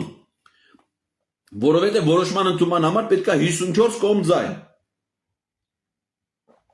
Հետևաբար մեր հույսը Գեգամ Նազարյանը չի, Իշխան Զաքարյանը չի։ Մեզ պետք է հիմա, որ գոնե մի падգամավոր վերցնի մի հատ թուղթ անվստահության գործընթաց ու իր ակտիվությամբ, իր նախաձեռնությամբ, ժողովրդի աջակցությամբ գնանք ապահովենք մյուս բոլոր падգամավորների ստորագրություն այդ տրամաբանական, սահմանադրական որոշման համար։ Այնպես որ մեր խնդիրը 36 ստորագրությունը չի, այլ շատ ավելին։ Ուրեմն այս 36-ի թիվը մոռանում ենք ընդհանրապես։ Մեզ պետք է 54 падգամավոր։ Բնականաբար, եթե նրանցից 36 մինուս 2 ընդդիմությունից են, ապա մեզ պետք է պլյուս առնվազն 20 падգամավոր նաև քաղաքացիական պայմանագիր խմբակցությունից, նրանց 69 հոգուց։ Չասեմ են երկու մորորյալները, որոնք հիմա մնացել են երրորդ շարքերում։ Երրորդ հարցը. ինչպես եք ստիպելու ԱԺ-ին նիստ հրավիրել, եթե նույնիսկ 36 ստորագրություն ապահովի, երբ իշխանությունը կարող է տարբեր ձևերով խոչընդոտել, ձգձգել գործընթացը կամ ուղղակի գումարել նիստը եւ չկայացնել դրան, ինչին ականատես են եղել բազմիցս։ Նման ռիսկեր կարա լինի, որ ազգային ժողովի падգամավորները փախնեն, չգան նիստին, չմասնակցեն քվեարկությանը։ Դրա համար մենք ասում ենք, որ այս գործընթացը հիմա գործնականում կիրառելու համար միայն падգամավորների նախաձեռնությունը բավարար չի։ Պետք է լինի падգամավորների նախաձեռնություն եւ փողոցում հանրային աջակցություն։ Այսինքն ինչքան մարդ, որ մենք հավաքվել ենք մայիսին հանրապետության հրապարակում,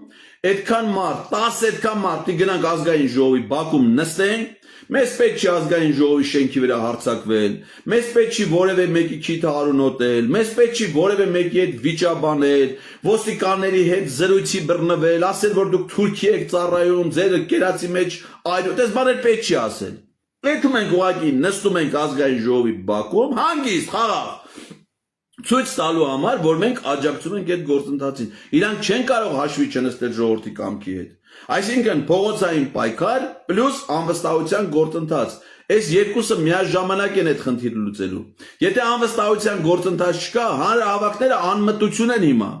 Ես էլ եմ հանրահավաքների մասնակցում, ելույթներ եմ ունենում, ինձ հետաքրքիր չեն իմ ելույթները այդ հանրահավաքում։ Իմ ելույթներն ինձ հետաքրքիր չեն։ Մենք չենք գնում ելույթներ լսելու համար։ Պետք է գործընթաց, որի համար պետք է լինի հանրային աջակցություն։ Դա պետք է լինի միաժամանակ։ Իսկ երբ որ դա լինի, հարգելի պարոն Չոբանյան, ապա այդ ժամանակ հնարավոր չի որ ԿՊ-ն խուսափի։ Չորրորդ հարցը. Ինչպես եք պատկերացնում, որ 16 ԿՊ-ական падգամավոր կողմ քվեարկեն եւ նրանք քաղաքական ու անձնական շահեր ունեն այս իշխանության շարունակության մեջ եւ հասարակապես կիսում են թուրք-ադրբեջանական պիտակը։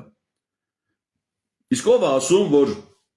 նրանց հետ չպետք է աշխատել։ Այո, նրանք հիմա մի խմբակցություն են, աջակցում են Նիկոլ Փաշինյանին, տեսնում ենք դա։ Ես երևակայական մարդ չեմ, ես ֆանատիկ չեմ, ես երազների չեմ հավատում, հեքիաթների չեմ հավատում։ Ես պետական բարձր պաշտոններ եմ զբաղացրել, բիզնեսում եմ աշխատել, ես շատ պրագմատիկ դատողություններ ունեմ։ Ես վստահ չեմ, որ հիմա ԿՊ-ում падգամավորները կոնյակը դրել են իրենց դարակներում, շոկոլադը պահում են, որ երբ որ մենք գնանք նախաձեռնությամբ, իրանք միանգամից ստորագրեն, հետն էլ կոնյակը բացեն, ասեն դե բերեք մի բաժակի խմենք մեր գործի հաջողության կենացում էս ճամփեն։ Ոչ, դες չի լինելու։ Շատ դժվար է լինելու, այո։ Մենք ոչ թե պետքա ճնշում գործադրենք ԿՊ-ի падգամավորների վրա, այլ ճիշտ հակառակը։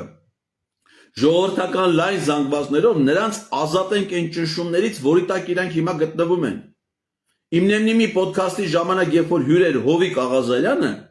նա մանրամասն պատմել է, թե ինչ ճնշումների տակ են գտնվում ԿՊ-ի падգամավորները,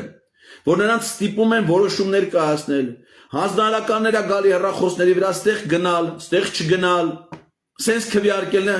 Հիմա մեր խնդիրը նրանց գոնե 20 հոգու ազատագրել այդ կապանքներից։ Միգուցե դա ավելի դժվար կլինի Ալեն Սիմոնյանի պարագայում, Ռուբեն Ռուբինյանի, Հայկ Կոնջորյանի կամ Արթուր Հովհաննիսյանի։ Բայց ընդ падգամավորներ կան, որոնց չենք լսե, չենք ճանաչում, չենք տեսե։ Հանգիստ իրանց համար նստած օրական ձերակերությամբ են զբաղվում, անսավեր մինիմում դրանք ամսական մոտարապես իրանց հայտարարներով 1 միլիոն դրամ ամսական փող են ստանում։ Նրանց հետ պետք է աշխատել, այո, դժվար է լինելու, բայց հնարավոր։ Մենք պիտի հասկանանք, որ սա խնդրի լուծման միակ տարբերակն է։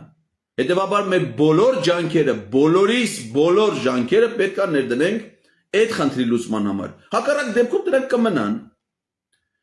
Եթե նույնիսկ 54 ստորագրություն լինի, ինչը կրկնում եմ անհնար է, պարոն, ինչ էր մեր ընկերոջ ազգանունը Չոբանյանի, ասում է, արդյոք հաշվի առնեք իշխանության մանրևրներ, օրինակ նրանք կարող են իրենցից մեկին, օրինակ Ալենին առաջադրել եւ ընտրել վարչապետ։ Այդպիսով չմերժելով իմպիչմենտի գործընթացը, ինչ հակաքայլեր ունեք նախատեսված։ Ես չեմ կարծում, որ այս իշխանությունը կունենա այլ վարչապետի տեխնացու, քան Նիկոլ Փաշինյանն է, նման մթնոլորտ ընդեղ չկա, նման գործիչ ընդեղ չկա, որ կարա փոխարինի Նիկոլ Փաշինյանին, թերևս միակ հավակնորդը, որ ռեալ հավակնություն ունի վարչապետ դառնալու, դա վարչապետի հիմիկվա կինն է, Աննա Հակոբյանը։ Բայց չեմ կարծում, որ նա էլ այդ հնարավորությունը կունենա։ Եթե ժողովուրդը դուրս եկավ փողոց եւ ընդդիմություն ունեցավ միասնական տեխնացու, ապա անխուսափելիան նրա հաղթանակը ստեղ ԿՊ-ն մանրևեռելու որևէ հնարավորություն չի ունենա։ Հիմա իրավական առումով ինչ մեխանիզմներ կան։ Ուրեմն միաժամանակ պարտադիր չի որ լինի մեկ գործընթաց։ Միաժամանակ օրինակ հիմա ես ասում եմ սահմանադրության եւ ազգային ժողովի կանոնակարգին համապատասխան։ Ազգային ժողովում կա 34 ընդդիմադիր падգամավոր, 10 հոգի առանձին վերցրած падգամավոր կարա նախաձեռնի վարչապետին անվստահության գործընթաց։ Այսինքն մենք հիմա ունենանք 10 գործընթաց։ Օրենքը ասում է ինչա պետք դրա համար։ Առաջին ազգային ժողովի որոշման նախագիծ, երկրորդը այդ նախագծի հիմնավորում, այս երկուսը հեշտ է, կա, երրորդը վարչապետի տեխնացու եւ առնվազն 36 ստորագրություն այդ թղթի տակ դրած։ Հիմա գնում ենք հերթով, որոշման նախագիծ դրան չենք անդրադառնում, դա գրած պատրաստ է հիմնավորումները։ Մի падգամավոր ասում է իմ վարչապետի տեխնացուն Ռոբերտ Քոչարյանն է, երկրորդն ասում է իմ վարչապետի տեխնացուն Արմեն Աշոտյանն է, երրորդն ասում է իմ վարչապետի տեխնացուն Արման Թաթոյանն է, չորրորդն ասում է իմ վարչապետի տեխնացուն Հրանտ Բագրատյանն է, մեկն ասում է իմ վարչապետի տեխնացուն Եսիմինչյանն է, ուսես 10 հատ օրենքը թույլ է տալի, որ падգամավորը ստորագրի 10 հատի տակ, այսինքն ես падգամավոր եմ, ինձ իմ գործընկերները բերում են, ասում են մենք նախաձեռնություն ունենք վարչապետին անվստահություն հայտնելու։ Ես որպես 11-րդ падգամավոր, որ սեփական նախաձեռնության հեղինակ չեմ, իրավունք ունեմ դրանցից 10-ի տակ է ստորագրել, որտեղ ասում եմ իմ համար մեկը կարևորը Նիկոլ Փաշինյան չլինի, 10-ից ով է լինի ինձ համար լավ է, տվեք ես 10-ն ստորագրում եմ։ Մյուսը կարող ասի ես 10-ից այս մեկին Ղազարյան Էդգարը ես չեմ սիրում, ես դա անում չեմ ուզում լսեմ, ռադարադրան, այն 9-ն եմ ստորագրում։ Այն մյուսը կարող ասի ես այդ առաջարկածներից մենակ Արման Թաթոյանի տակ ստոր, կավայ, դու Արման Թաթոյանին ստորագրում եմ մենակ դա։ Ի վերջո ստացվում է պրայմերիզի պես մի բան, որ ով է ամենաշատ ձայներ ստացած հեկուզ ընդդիմադիր է 34 падգամավորների շրջանում, ով է ամենաշատ քվեներ վստահություն ստացած տեխնացուն։ Եթե դա է, այն մյուսներին ասում ենք դուք ձեր նախաձեռնություններից հրաժարվեք, թող մնա մենակ դա, մյուս քաղաքական ուժերը, որ դրսում կան կանգնած, բոլորս դուրս են գալի փողոց ի աջակցություն այս նախաձեռնության ու արդեն գնում են ՔՊ-ի հետ աշխատելու։ Պարտադիր չի դա դնել ազգային ժողովի նախագահի սեղանին, որ սկսի 48-ից 72 ժամի աշխատելու գաղափարը։ Ոչ։ Մենք հենց գնում ենք ՔՊ-ից ստորագրություն, հանդիպում ՔՊ-ի ուղիղ եթերում, հետո մեզ հանդիպում է ժողովուրդը դրսում սպասում է։ Այդ նույն ՔՊ-ի падգամավորը, որ չի ստորագրում, հետո դուրս է գալի ժողովրդի մոտ, չէ՞։ Այդ ժողովուրդը գալիս ասում է Արիստել է։ Ենթադրենք, Տրթած Սարգսյան, Վայոց ձորի ժողովուրդը կանգնած է, դու քո հերը Եղեգնաձորցի է, դու Վայոց ձորցի ես, մեր մարզպետն ես։ Լարիստետենը ինչի՞ չես ստորագրում, արա։ Ինչ հիմնավորում ունես, որ չես ստորագրում։ Ճիշտ է։ Կարող է համոզում են։ Մանկավարժություն կա, չէ, ազդեցություն կա, մարդա, չէ, կարող ասի, արա, իսկական է, այսքան ժողովուրդ, գնացել են խելքներս տվել են Նիկոլին, այս երկիրը վարենք տվել, մեզ էլ է խաբում, այս ժողովուրդին էլ է խաբում, սաղ են խաբում, այս նույն ժողովուրդը 10 թվին եղել էր մեծ էր քվյար, հիմա ելել են սաղ մեր դեմ, կարող է քվյարկում է, կարող է ստորագրում է, այդ ձևով պետք է հավաքվի մնացած 20 հոգու ստորագրությունը, երբ որ ելնում է, դա դրվում է քվյարկության։ Երբ որ դրվում է քվյարկության, այդ 48 ժամ, 72 ժամում այդ նիստը անխուսափելի պետքա լինի։ Ժողովուրդը դրսում կանգնած դա պահանջում է։ Լավ ասենք չի ստացվում։ Լավ պատկերացեք արեցինք 5 падգամավոր միացավ ՔՊ-ի, ի վերջո չստացվեց։ Դրեցինք քվյարկության ու չանցավ։ Հետո ինչ։ Ինչ են կորցնում։ Կորցնելու բան չկա։ Որովհետև Նիկոլ Փաշինյանը կմնա վարչապետ, չէ՞։ Եվ որ չանենք է կմնա։ Հետևաբար ինչի չենք փորձում, ինչի չենք անում դա։ Այդ հնարավորությունը ինչի մենք չենք օգտագործում, ես դա չեմ կարող հասկանալ։ Հետևքում հարց առաջանում, իսկ ինչի դա չեն անում։ Տրամաբանական հարց։ Միգուցե չունեն վարչապետի տեխնացու, կամ իրենք ունեն իրենց վարչապետի տեխնացուն, ասենք ընդդիմադիր խմբակցությունները, բայց մտածում են, որ դա իրենց սրտով տեխնացու է, հասարակությունը դրան դրական չի վերաբերվի, չեն աջակցի։ Բայց դուրս եկեք խոսեք հասարակության հետ։ Բայց մենակ տեխնացու չունենալու համար չանել էս գործընթացը, երբ որ տեխնացուն այստեղ 100-րդական է, մեր նպատակը ոչ թե ինչ-որ մեկին վարչապետ ընտրելն է, այլ վարչապետին հեռացնելն է։ Հետևաբար ցանկացած խելամիտ տեխնացուով, որի շուրջ կարելի է որոշակի գեներացիան էլ հանրային ուժի, պետք է նա գտնել, ինչ Հայաստանում ամենալավ վարչապետը ստացվում է Նիկոլ Փաշինյանն է։ Ուրեմն մեր հասարակության մեջ չկա մի մարդ, որ կարող է նրան փոխարինի վարչապետի պաշտոնը։ Սենց բան ո՞նց կարելի է մտածել։ Երբ որ նա ամենավատն է։ Մեր հասարակության մեջ միակ մարդը, որ պիտի վարչապետ չլներ ինքն է։ Ուրեմն այս թեզը պետք է հանել, մոռանալ։ Միգուցե կորցրել են իրաց պայքարի ուժը, չեն ուզում պայքարեն, իրանց կարող է մեր ընդդիմադիր падգամավորների համարել է կամֆորտ։ Ես ասենց հարցերը տալիս է YouTube-ում իրաց տեսանյութերը կտարածի եւ ասած, «Սա ինչ լավ հարց տվես մեր падգամավոր, այսինչ անը»։ Վարչապետը կատաղեց, գժվել էր, դեղերը չէր խմեբան, հետո անցավ, նա մնաց վարչապետ։ Մեզ պետք է որ ցեզ մի հատ լավ հարց տանք ու հետո նես կոմֆորտ ես հպարտ։ Այն օրը ես էլ եի գնացի ազգային ժողով խորհրդանական լսում, մի հատ հարց է ես էլ հպարտ։ Ումա պետք հարցը, ումա պետք։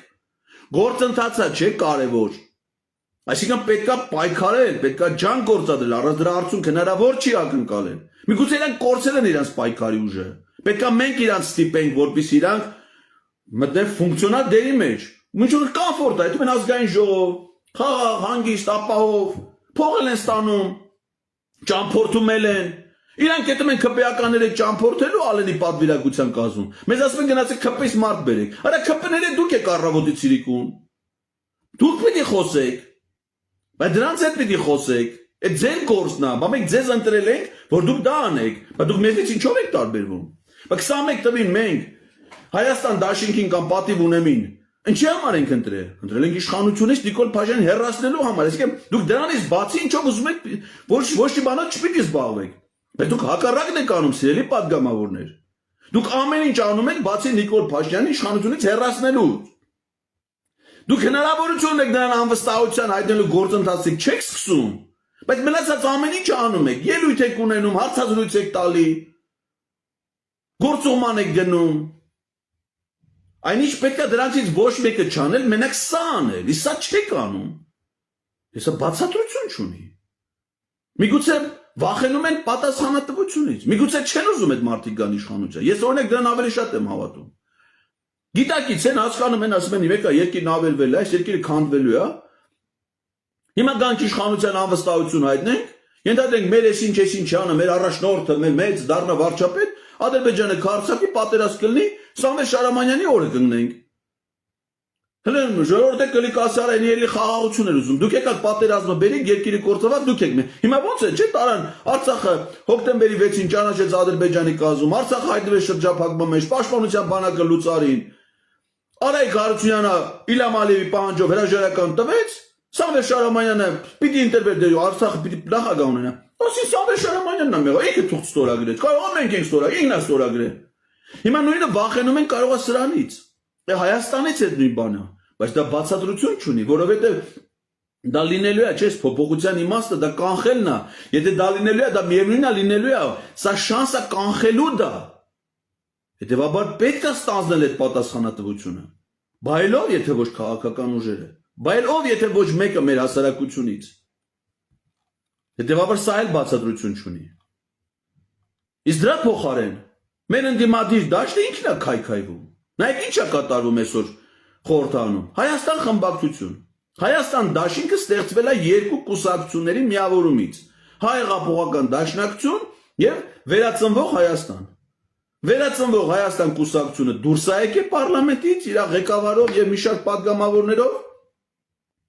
Իսկ դաշինքը փաստացի լուծարվել է։ Ֆորմալ իմաստով պահպանվել է, բայց երկու կուսակցություն, որ դա ստեղծել են, մեկը դուրս է եկել։ Չնայած մի քանի պատգամավորներ մնացել են։ Նույնը պատիվ ունեմում է։ Ստեղծվել է հանրապետական կուսակցության եւ հայրենիք կուսակցությունների միավորումից։ Հայրենիք կուսակցությունը դուրս է եկել, Արթուր Վանեցյանը, չնայած իր մյուս պատգամավորները մնացել են որպես պատգամավոր, մասնավորապես 3 պատգամավոր հայրենիք կուսակցությունից, հիմա շարունակում են մնալ պատգամավորներ։ Իշխան Զաքարյանը, որ դա լրիվ անցել ընդհանրապես իշխանության կողմ, Արայիկ Հարությունյանի տեղակալն է, Թակուի Թովմասյան անկուսակցական եւ Մարտուն Գրիգորյան։ Եվ բայց Արթուր Վանեցյանը դուրս է, այսինքն դաշինքը լուծարվել է պատիվ ունեմը։ Հանրապետական կուսակցությունից մնացել են 4 պատգամավոր. Հայկ Մամեջանյան, Տիգրան Աբրամյան, Աննա Մկրտչյան, Տարոն Մարգարյան։ Նիկոլ Փաշինյանի իշխանությունից հրաժարական ներկայացնելու, պայքարելու դեմ դուրս եկած պատգամավորներից միայն ընդդիմադիր խմբակցությունից 9 պատգամավոր միայն այս գումարման ազգային ժողովից հրաժարական է տվել։ Մենք իրանք ընտրել ենք, որ իրանք գնան Նիկոլ Փաշինյանը հրաժարական տա։ Իրանք ընտրվել են պատգամավոր, իրանք են հրաժարական տվել։ Թվարկեմ, Արթուր Վանեցյան, պատիվ ունեմ, Արթուր Ղազինյան, Հայաստան խմբակցություն, Արամ Վարդևանյան, Հայաստան, Արմեն Չարչյան, Հայաստան, Մխիթար Զաքարյան, Հայաստան, Անդրանիկ Թևանյան, Հայաստան, Վահե Հակոբյան, Հայաստան, Ելենա Կիրակոսյան, Հայաստան, Սեթրակ Դավթյան, Հայաստան։ 9 պատգամավորից մեկը պատիվունեմից 8-ը Հայաստան խմբակցությունից հրաժարական են տվել։ Համար մենք ընտրել ենք, որ դուք գնաք Նիկոլ հրաժարական տա, թե դուք։ Այդ չեմ ասում ազգային ժողովի ղեկավար պաշտոններից։ Ազգային ժողովի նախագահի տեղակալի պաշտոնից իշխանին են հեռացրել Սաղաթելյան, հանձնաժողովի ոչ մի նախագահ ընդդիմադիր խմբակցություններից չկա։ Դուք գնացել եք, որ իրանք ձեզ հեռացնեն, թե դուք դրանց հեռացնեք։ Պիտի պայքարեք, չէ՞։ Պայքարով պիտի լինի, չէ՞ դա։ Եվ ես այս ամեն ինչ չեմ վստահ ասում։ Բայց իմ օրինակով եմ դա ցույց տվել։ Երբ որ ես առաջադրվել էի մարդու իրավունքների պաշտպան ձեր շնորհիվ, ձեր կողմից, գնացել էին դե քննարկումների, գնացել էի պայքարի, չէ՞։ 40 րոպե եմ ընդամենը հետ են աշխատել են փախան դալիճից։ Այն դեպքում, երբ որ ձեզից ոչ մեկ չերեք էինց իրանց այդ աջակցությունը ֆունկցիոնալ ցուցաբերելու։ Միայն Թակույն Թովմասյանն էր հանձնաժողովի նախագահ։ Ոչ մի դիմադիր պատգամավոր չերեք այդ հանձնաժողովի նիստին իմ տեխնացությունը պաշտպանելու ԿՊ-ի դեմ պայքար մղելու համար։ 40 րոպե հետ են աշխատել են փախել են ընդեղից։ Պետք է պայքարել, պայքարով պետք է այդ արդյունք ունենալ։ Բայց դու դա չես անում։ Ոնց պիտի դա լինի։ Նստես, սպասես, նացես ֆորս մաժորային իրավիճակ, որից հետո հասարակությունը ոտքի լինի, ամեն առավոտ ֆորս մաժորային իրավիճակ է։ Այսօրվա իր ազգային ժողովի հիստերիկ պահվածք է ցնդաբանություններ դուրս տալը, դա ֆորս մաժոր է։ Հանրային հեռուստաընկերությանը Տաթև Դանիելյանին տված իր